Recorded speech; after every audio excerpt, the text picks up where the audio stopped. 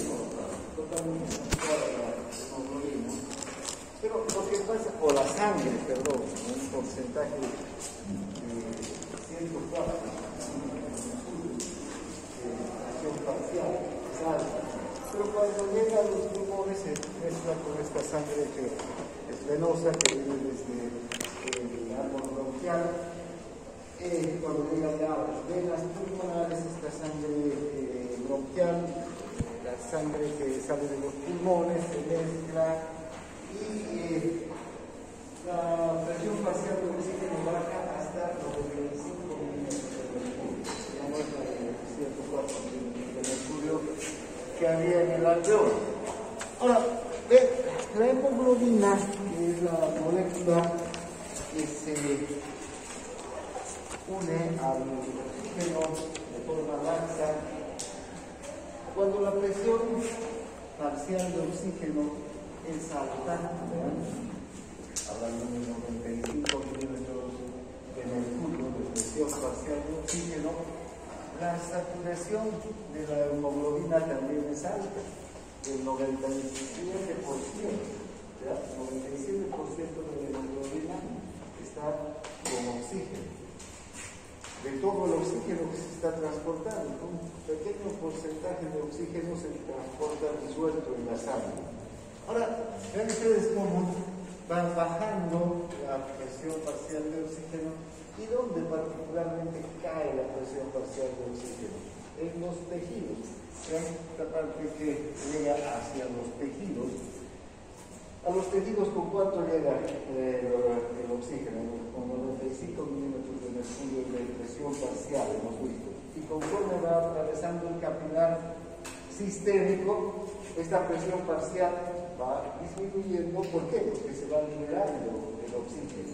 Y entonces también vean cómo la saturación de la hemoglobina va cayendo al pasar por los tejidos hasta llegar a esta presión parcial de 40 milímetros de mercurio, con la que sale la sangre por el capilar sistémico y hacia las venas. Y vean la saturación de la hemoglobina, el porcentaje de saturación de la hemoglobina a 40 milímetros de mercurio es de 75%. Entonces, si observamos de toda de todo el oxígeno que está unido, que está enlazado, que está ligado a la hemoglobina, solamente una fracción se queda en los tejidos. La mayor parte sigue el 75% del oxígeno unido a la hemoglobina, continúa unido a la hemoglobina y pasa hacia la circulación venosa, ¿no? Bien, ahora, esto, ¿cómo podemos entender mejor?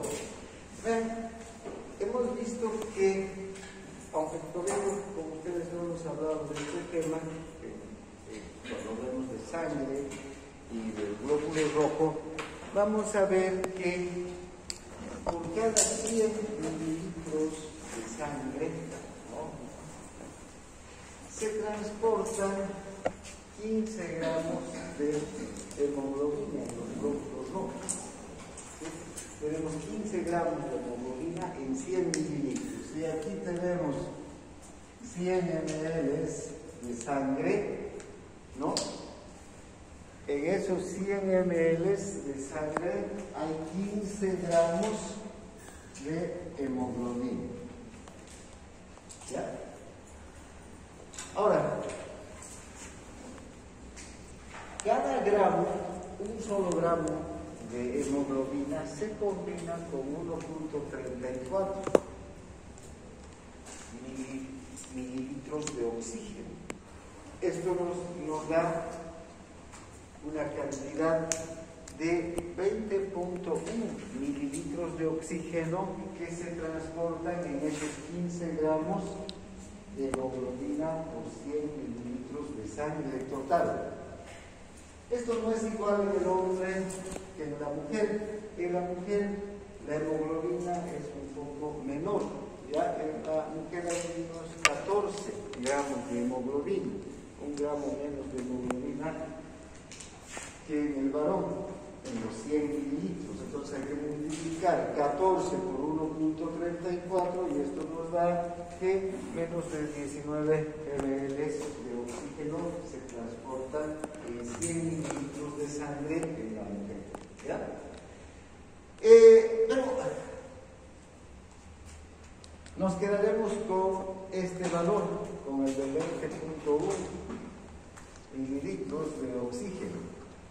Esta cantidad se representa como volúmenes por ciento, porque estos 20.1 mililitros son iguales a 20 volúmenes. Si ustedes ven a este lado, en la curva, en esta gráfica, aquí tenemos ¿qué cosa? La hemoglobina saturada, ¿no? Y si observamos que el 97% de la hemoglobina saturada a una presión parcial de 95 milímetros de mercurio va a tener aproximadamente 20 volúmenes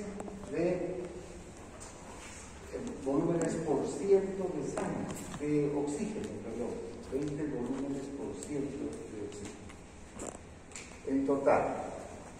Ahora,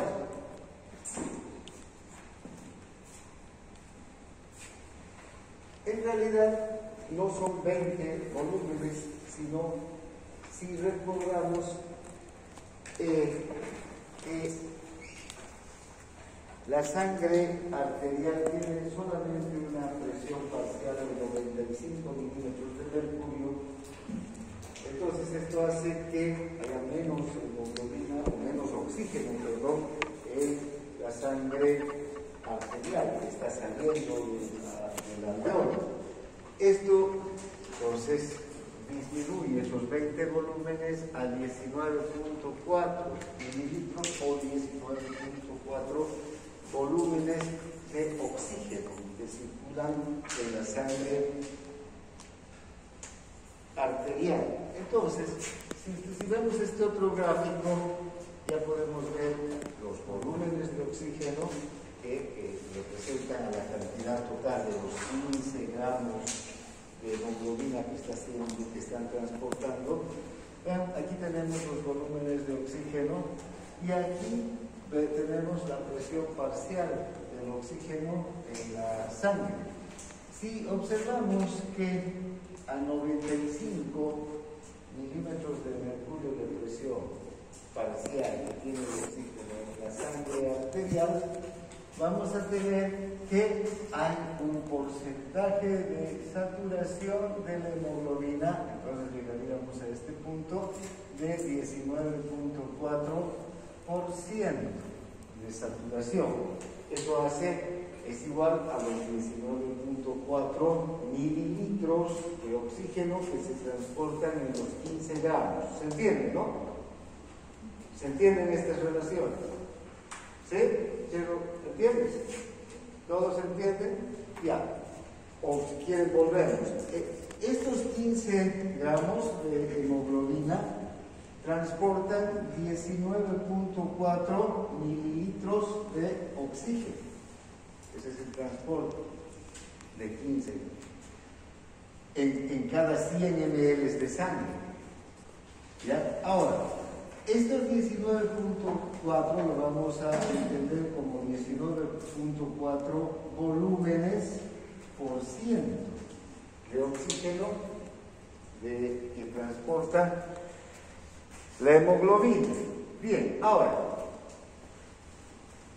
fíjense, con esa cantidad de 19.4 volúmenes por ciento o 19.4 mililitros de oxígeno, llega la hemoglobina a los tejidos y conforme atraviesa los tejidos, esta parte es, digamos, la de los tejidos, conforme va atravesando los tejidos, va disminuyendo los volúmenes de oxígeno que contiene la hemoglobina. ¿Por qué? Porque va cediendo oxígeno ¿a quién? A los tejidos, ¿verdad? Al pasar por el capilar. Si quieren, esto es en el capilar. Todo este es el recorrido del capilar sistémico. llega al extremo arterial con 19.4 volúmenes. Y conforme va pasando, va dejando oxígeno. Y fíjense que al terminar de pasar el capilar sistémico, ¿con cuánto de presión parcial se va la sangre venosa de oxígeno? Con 40 milímetros de mercurio. Aquí está. Y vean con cuántos volúmenes de oxígeno. Con 14.4. Digamos aquí 14.4. ¿Qué significa esto? Que de los 20 o de los 19.4, más bien volúmenes de oxígeno que llegó la sangre arterial al capilar, se va a ir con 14.4 hacia las venas.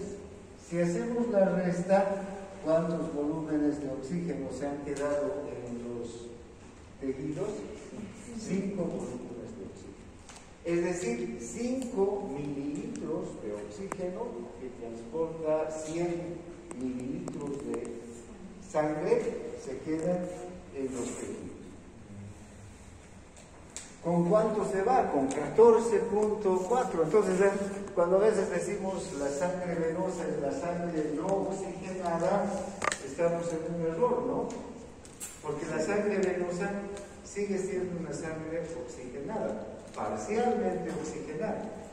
E incluso, vean, la mayor parte del oxígeno que transporta la sangre venosa o que transporta la sangre arterial se va a ir por la sangre venosa y solamente 5 ml van a quedar en los tejidos.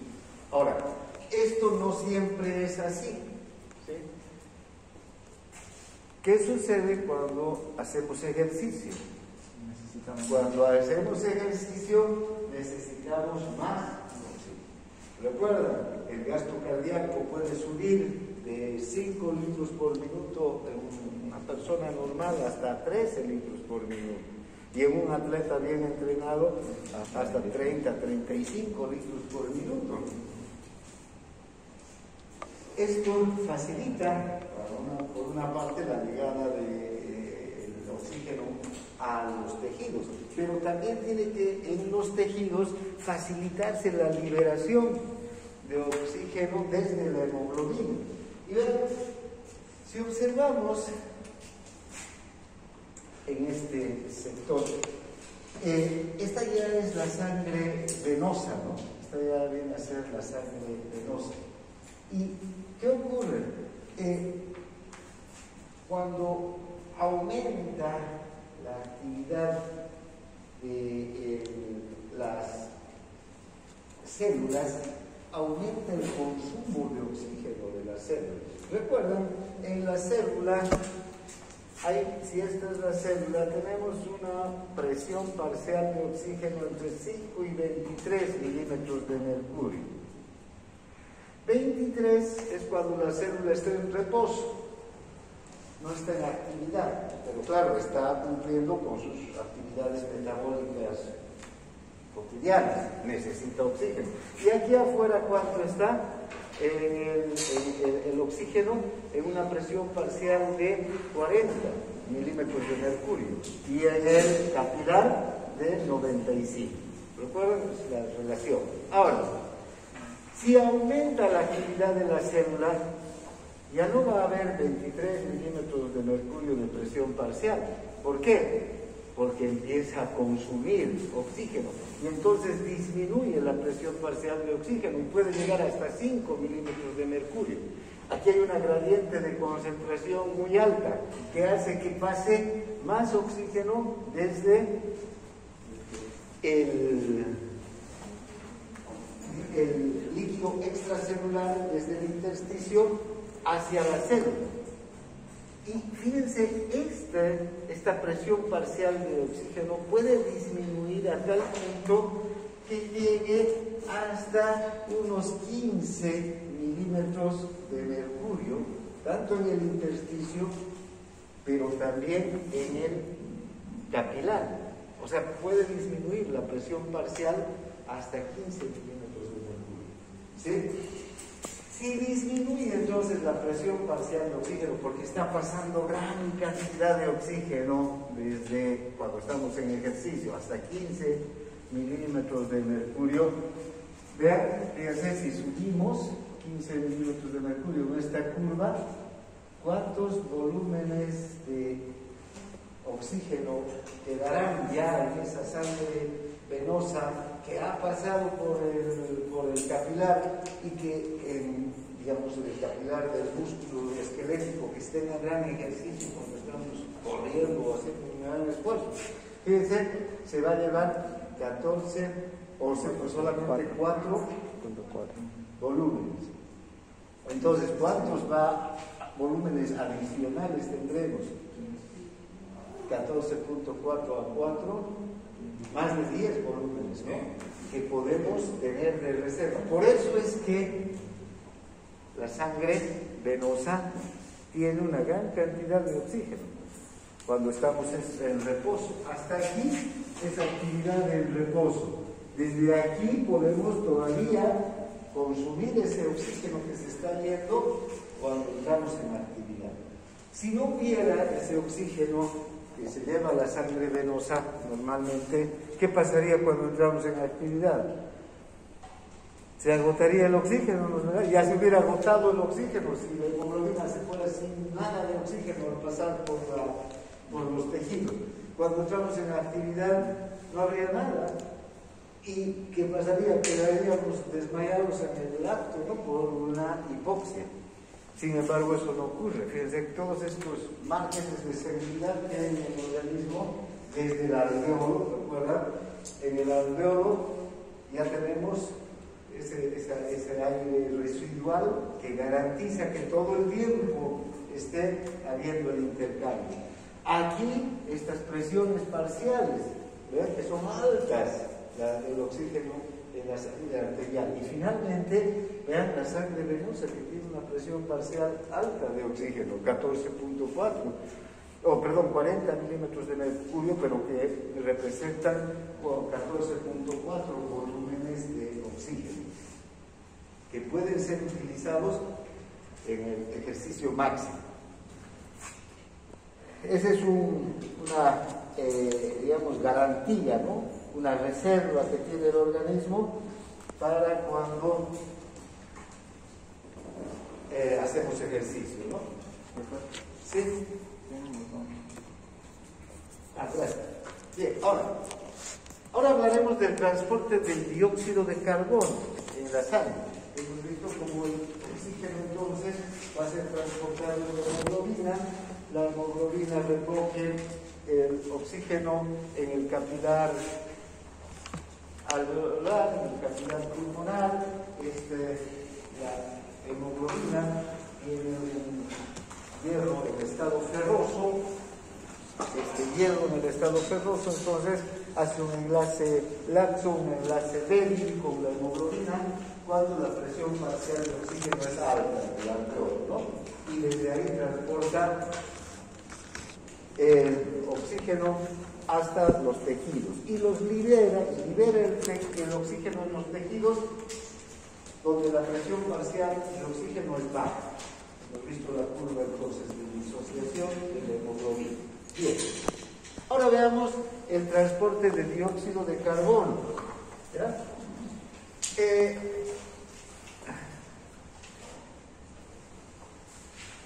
En condiciones de reposo, entonces, también hablaremos cuando estamos nosotros en reposo, no hay una actividad física intensa, se transportan 4 mililitros de dióxido de carbono por cada 100 mililitros de sangre. Fíjense la diferencia entre el dióxido de carbono y el oxígeno. ¿Cuánto de oxígeno transporta 100 mililitros de sangre? 19.4 en realidad, ¿no? Porque esa es la saturación, 19.4. En cambio, el dióxido de carbono, solamente de los mismos 100 mililitros transportamos 4 mililitros de dióxido de carbono.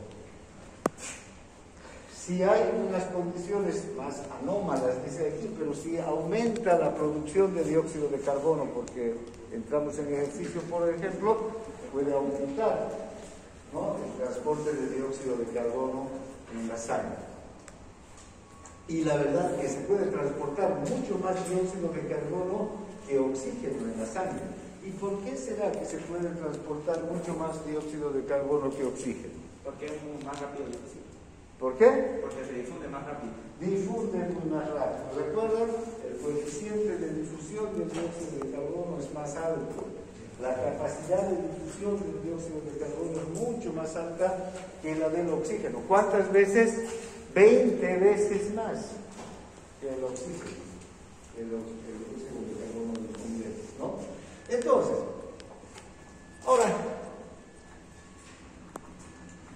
por una parte, el dióxido de carbono tiene que ser eliminado de nuestro organismo porque definitivamente es un gas tóxico, es un gas de desecho, ¿no? Aunque el organismo lo utiliza para diferentes actividades, como hemos visto ya en la eliminación de iones hidrógeno, en el intercambio de nitrógeno con el bicarbonato en los túbulos, ¿no? Y además hay muchas otras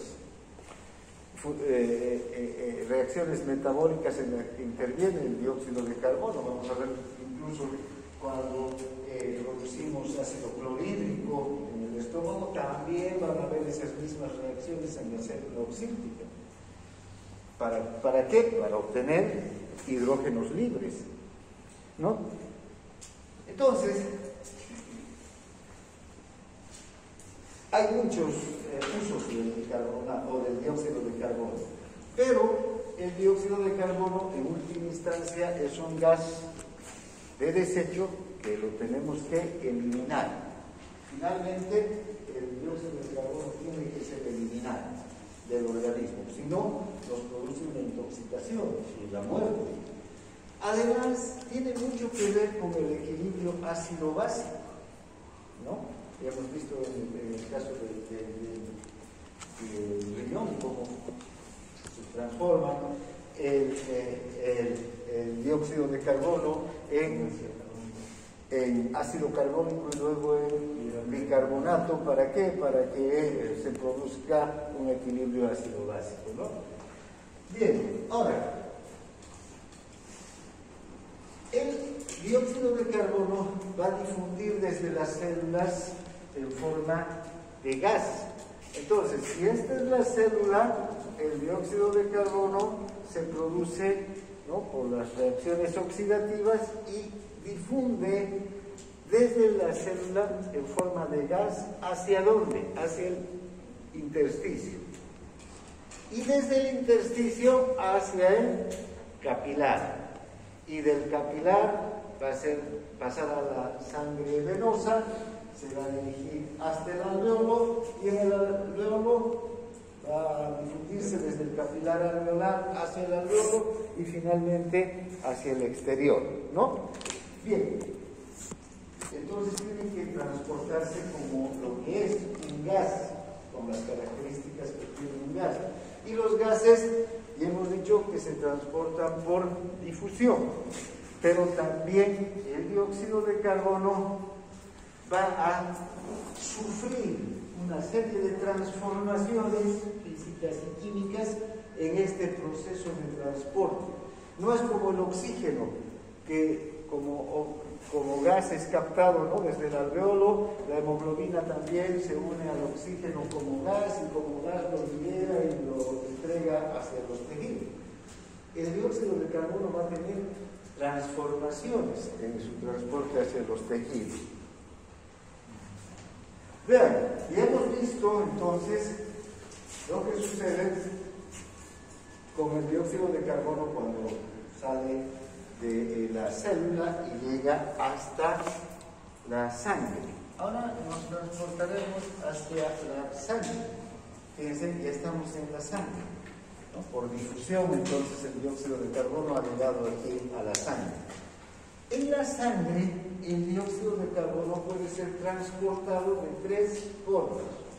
Por una parte, como dióxido de carbono disuelto en la sangre venosa. Ese es un 7%, poquito. Recuerdan, el oxígeno también se transporta disuelto en la sangre arterial, un 3%. Entonces, esta cantidad de dióxido de carbono es muy poca, ¿no? La que se transporta en la sangre venosa, disuelta aquí. Pongámoslo aquí, o como este, ¿no? Disuelto el dióxido de carbono en la sangre. Otro 23% se va a transportar en el glóbulo rojo, dentro del glóbulo rojo. ¿Unido a quién? A la hemoglobina.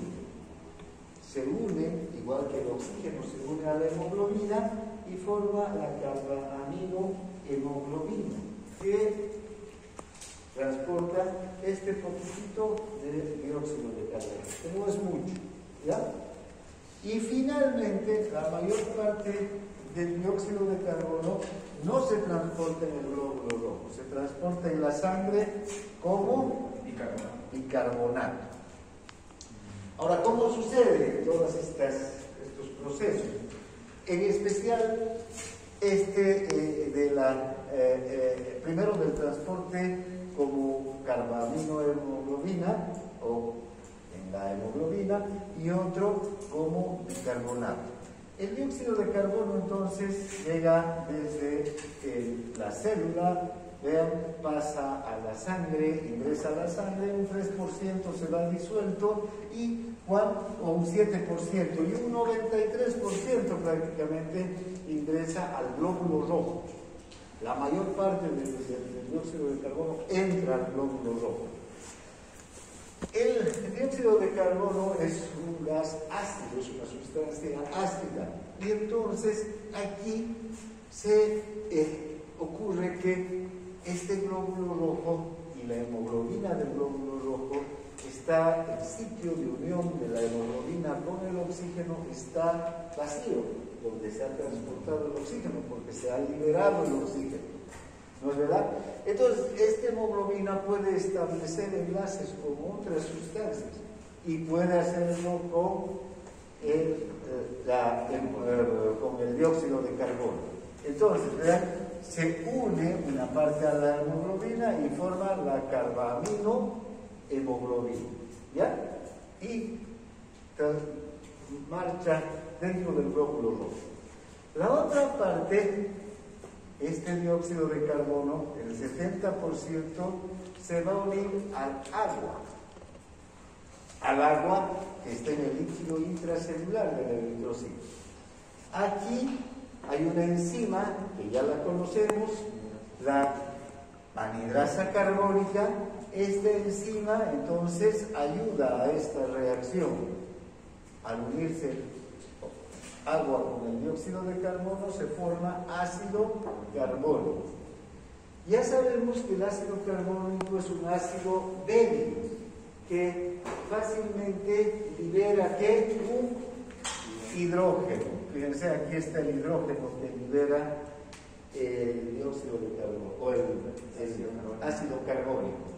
Y este ácido carbónico, al liberar al hidrógeno, se convierte en bicarbonato. El bicarbonato sale, como aumentas la concentración de bicarbonato, sale hacia el plasma, ¿no? Hacia la sangre.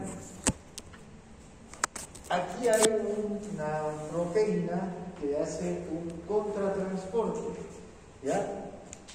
Esta proteína saca el bicarbonato y mete cloro. Entonces intercambia cloro con bicarbonato, el eritrocito. ¿Qué sucede con el hidrógeno? Voy a hacer primero, vayamos con el hidrógeno. Este hidrógeno ha quedado libre dentro del glóbulo rojo. Sabemos que hay espacio en la hemoglobina que ha transportado el oxígeno, esa hemoglobina ha quedado libre. Una parte ya se ha unido al dióxido de carbono, y esta otra parte, que la mayor parte, se va a unir al hidrógeno. Y el hidrógeno lo va, perdón, la hemoglobina va a transportar al hidrógeno en el glóbulo. ¿Se entiende? Sí. Bien, el bicarbonato va a marchar entonces disuelto en la sangre. No va a ir como dióxido de carbono, por eso hemos dicho que iba a haber una serie de reacciones físico-químicas que iban a ir transformando al dióxido de carbono para transportarlo a través de la sangre. No está yendo como dióxido de carbono, sino está marchando como bicarbonato. Y este bicarbonato ayuda ¿a qué? A mantener el equilibrio ácido-básico. Además hay dióxido de carbono. ¿Y cuánto va a ser el equilibrio ácido-básico aquí? ¿De cuánto será el pH? 7.35, ¿no? La sangre venosa. Porque esta es la sangre venosa. ¿Sí? Bien, ahora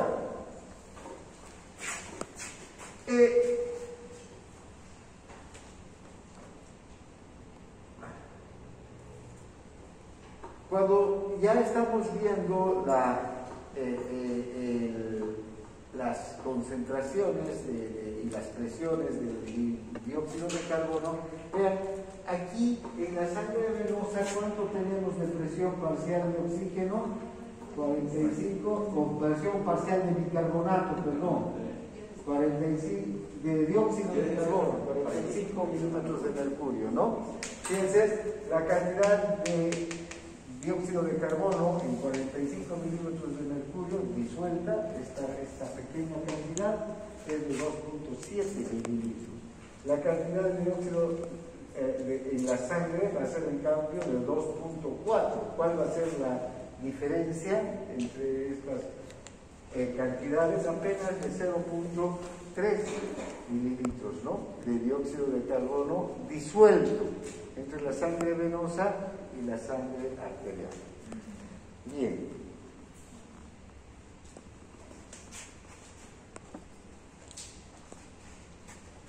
Esto es lo que acabamos de decir. Esto es lo que acabamos de decir también de la carbaminohemoglobina. Y aquí también tenemos una curva de disociación del dióxido de carbono, ¿no? ¿Vean? Es una curva parecida a la del oxígeno, a la curva de disociación de la hemoglobina con el oxígeno, pero esta curva de disociación del dióxido de carbono nos muestra unas, digamos, variables diferentes. Este es el porcentaje de dióxido de carbono, de volúmenes por ciento del dióxido de carbono en la sangre, y esta es la presión parcial, ¿no? Del dióxido de carbono en la sangre. Fíjense, entonces, a una presión parcial de 45 milímetros de mercurio, vamos a ver que hay 50 volúmenes de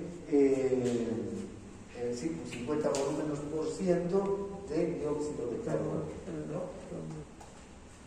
A una presión parcial de 40 milímetros de mercurio va a haber una cantidad de 45 volúmenes por ciento de dióxido de carbono. Cuando pasa, entonces, ¿qué es lo que ocurre? Fíjense, si esta es la sangre a este lado, va a ser la sangre arterial, ¿no es verdad? Y esta ya va a ser la sangre venosa. Cuando pasa entonces la sangre por el capilar sistémico, fíjense cómo aumenta la presión parcial del dióxido de carbono y aumenta también la cantidad de volúmenes de dióxido de carbono que transporta la sangre venosa, ¿no? Bien.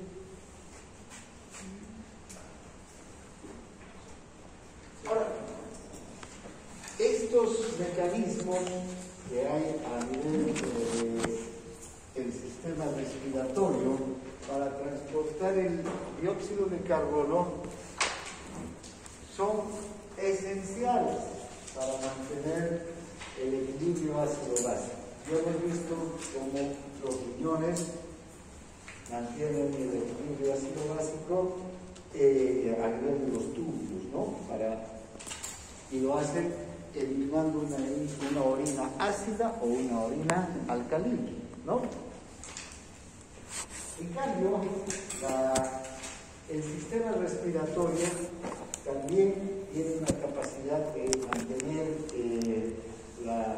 el pH del organismo, eliminando mayor cantidad o menor cantidad de dióxido de carbono, ¿no? Vean, cuando la sangre adquiere dióxido de carbono en los capilares insulares, el pH va a disminuir desde 7.41 aproximadamente, que es el pH de la sangre arterial, 7.4, normalmente decimos, ¿no? Hasta 7.35, 7.37, es la, digamos,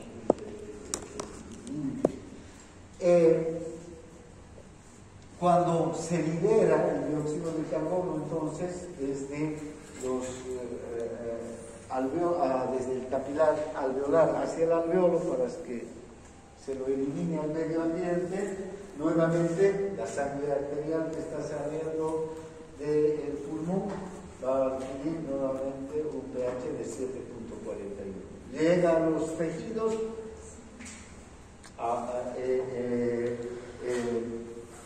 nuevamente el dióxido de carbono sale hacia la sangre y baja el pH. Entonces, doctor, mientras más dióxido de carbono, baja el pH.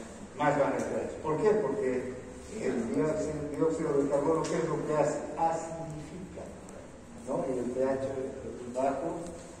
Pero en la sangre no se va a volver bicarbonato. Se vuelve, pero también hay una cantidad de dióxido de carbono que está marchando en el suelo. Por eso es necesario que se convierta en bicarbonato. Si marchara solo como dióxido de carbono, imagínense, total, la sangre sería totalmente ácida, ¿no? Bien, ahora veamos un nuevo tema. Y este es el de la regulación de la respiración.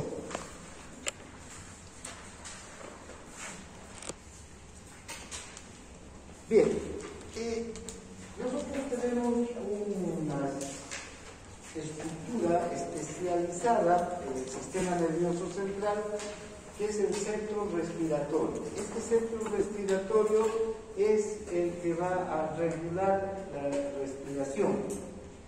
¿Ven? La respiración es una función compleja, porque, como hemos visto en el primer tema, la respiración en realidad está controlada, o los movimientos respiratorios están controlados por los músculos esqueléticos que están en el tórax, ¿no? Y todos sabemos que estos músculos esqueléticos son músculos que se mueven a voluntad.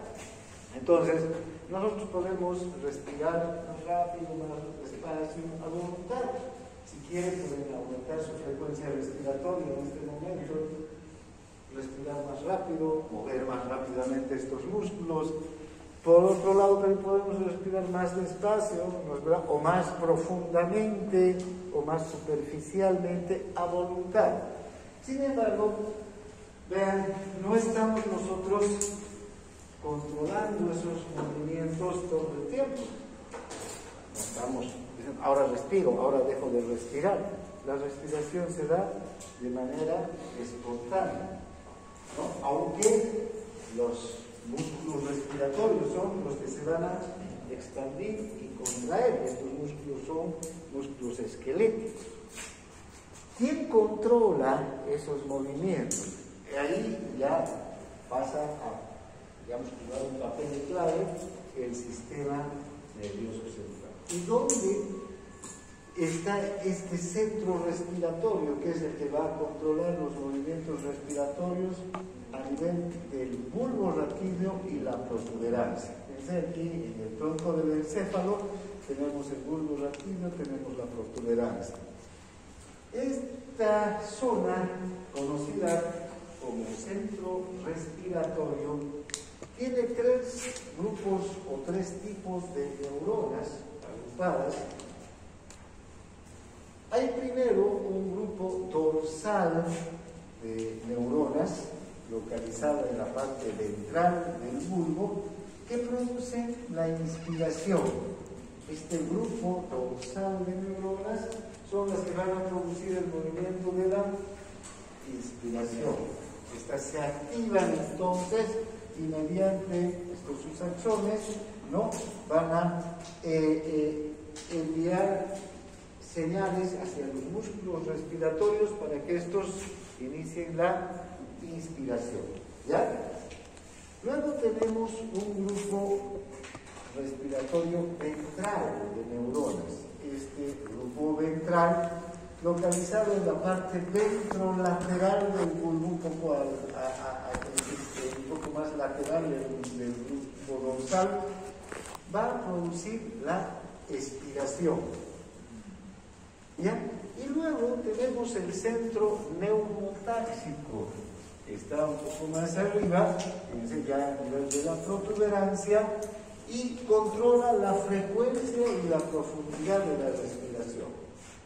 Entonces, este neumotáxico es el que se va a activar cuando queremos respirar más rápido o meter más aire a los pulmones. En la compensación. Ahora, normalmente, sí, en la compensación. Normalmente, en la respiración normal, ¿sí?, en la que, por ejemplo, están ustedes en este momento, el grupo que va a tener importancia es este grupo dorsal.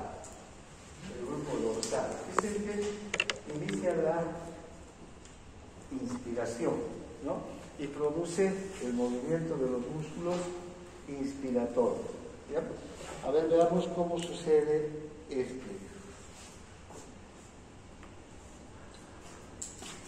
Este grupo dorsal de neuronas, ¿ya?, que está aquí entonces,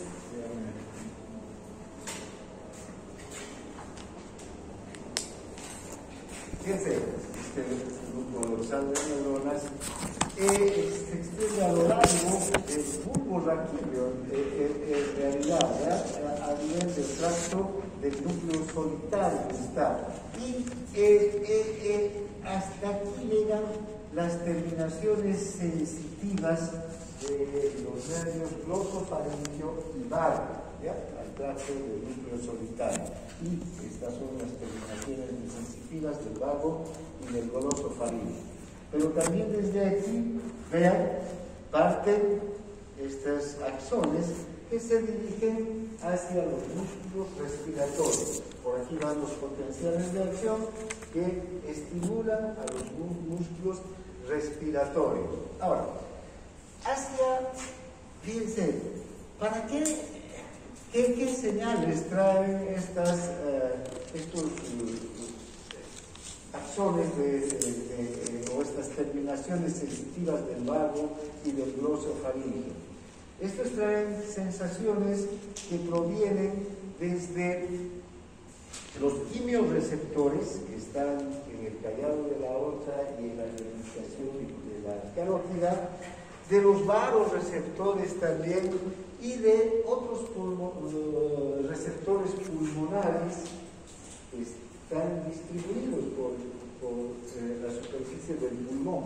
En especial, receptores que tienen que ver con la distensión del pulmón. Cuanto más se distiende el pulmón, estos receptores más se activan también, ¿no?, para enviar señales hacia el centro respiratorio. Entonces, ¿qué tipo de estímulos entonces activarán este centro respiratorio y en especial el grupo dorsal de neuronas?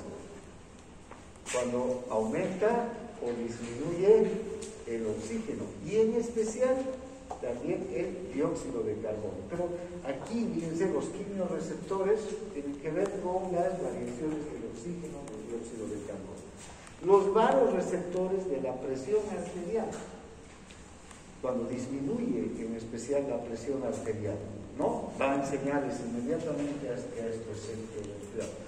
¿Por qué cuando disminuye la presión arterial? Porque disminuye también el gasto cardíaco, cuando disminuye la presión arterial, y entonces si disminuye mucho la presión arterial puede disminuir la oxigenación de los tejidos y se empieza a concentrar el dióxido de carbono y a disminuir desde luego el oxígeno. Diversos tipos de receptores pulmonares, en especial, como les decía, receptores de distensión. Si no se distiende en exceso, van señales hacia este centro respiratorio para disminuir el ritmo de la respiración. Ahora, las descargas respiratorias son rítmicas desde el grupo dorsal. ¿Qué quiere decir esto de rítmicas? Que inspiramos y expiramos, inspiramos y expiramos en periodos iguales de tiempo. Vean, cuando estamos en reposo, ¿no? En periodos iguales de tiempo. No respiramos y nos quedamos ahí. O estamos respirando normalmente y luego vamos a ver que ese tipo de alteraciones del ritmo, está la respiración de Cheyne-Stokes, está la apnea. Vean qué es la apnea, cuando estoy respirando normalmente y dejo de respirar. Apnea, quiere decir que no hay movimiento respiratorio, se altera ¿qué cosa? El ritmo. Entonces nosotros, vean, inspiramos, expiramos, ¿no? Expiramos, inspiramos y expiramos normalmente, con ritmicidad, ¿ya? Ahora, ese ritmo básico que nosotros tenemos en la respiración se genera en el grupo dorsal de neuronas. Este grupo dorsal de neuronas emite descargas repetitivas de potenciales de acción neuronal inspiratorios. Se desconoce bien la causa de por qué se producen estas descargas repetitivas, pero se piensa que tienen que ver con las concentraciones de dióxido de carbono, con las concentraciones de oxígeno que están en la sangre, ¿no es verdad? Y que pueden ser las que influyan en estas descargas repetitivas. Ahora, vean qué interesante que son, cómo se dan estas descargas repetitivas. Estas descargas repetitivas se dan en forma de rampa, ¿no? ¿Qué es una rampa? Es un plano inclinado. Cuando vamos a poner nuestro auto ahí donde lavan, ¿no? O en un garaje, este plano inclinado, vean, es una rampa, ¿no? Ahora, fíjense, si los potenciales de acción en este punto de estas neuronas son 0, y aquí empieza la inspiración. En este punto empieza la inspiración y empiezan con potenciales de acción muy débiles que se van haciendo cada vez más intensos, ¿verdad? Esos potenciales que vienen desde, vamos a ir atrás, este centro respiratorio, ¿no es verdad? Desde el núcleo dorsal de neuronas van esto hacia dónde? Hacia los músculos respiratorios. Entonces, fíjense, estos potenciales primero son débiles al empezar la rampa y se van haciendo cada vez más intensos. Y fíjense, nuestra inspiración, ¿cómo empieza? ¿Qué pasa? despacio y va subiendo, ¿no es verdad? Fíjense, y vean cómo interesante, llega un punto en que la rampa se corta, deja de haber potenciales de acción, ¿sí? Se corta la rampa. ¿Y qué ocurre con los músculos entonces? Que estos potenciales de acción dirigidos hacia los músculos respiratorios, ¿para qué son estos potenciales de acción? Para que estos se contraigan, para que el diafragma particularmente se contraiga. ¿Ven? Cuando el diafragma se contrae, ¿qué ocurre? Estira, ¿verdad? Todo el tórax hacia abajo, amplía la longitud del tórax, y entonces los pulmones se expanden. También va hacia los músculos intercostales internos. ¿Para qué? Para que las costillas se levanten y amplíen el diámetro también lateral. Y finalmente el esternón se dirige hacia adelante, ¿no? El apéndice sifoides va hacia adelante y que se expande el diámetro antero-posterior. Entonces toda la caja torácica, ¿verdad?, gracias a esta rampa respiratoria, estos potenciales de acción que van hacia estos músculos, se expande y permite que el pulmón también se expanda y ingrese el aire. Entonces, esta es la señal de rampa respiratoria que hacen estas neuronas del grupo dorsal, ¿ya?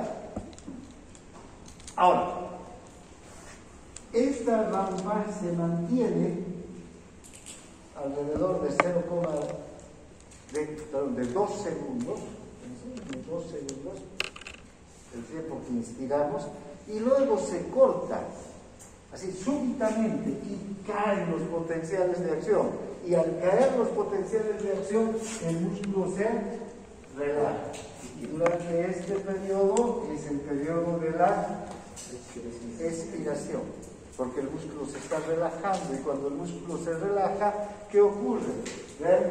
Si el diafragma se relaja, vuelve a su posición no original, empuja los pulmones hacia arriba y ayuda a eliminar el aire desde los pulmones. Además hay un cambio de presiones en el tórax también, ¿no? Dentro del tórax. Eso va a durar unos 3 segundos aproximadamente. Entonces la inspiración, la rampa dura 2 segundos y el corte de la rampa dura 3 segundos, en total habrá 5 segundos. Luego, de 3 segundos, otra vez empieza la rampa, ¿no? Entonces estos potenciales de acción empiezan a ser cada vez más intensos, hasta que se cortan súbitamente, y otra vez, y así sucesivamente. ¿Se entiende? Es cómo funciona este grupo dorsal de neuronas. En especial, ¿verdad?, esta rampa, la rampa excita al diafragma, y cuando se interrumpe, lo que hace es inhibir los estímulos hacia el diafragma, lo inactiva la excitación del diafragma y empieza la expiración. Entonces, cuando empieza el grupo dorsal de neuronas a excitarse, viene la inspiración.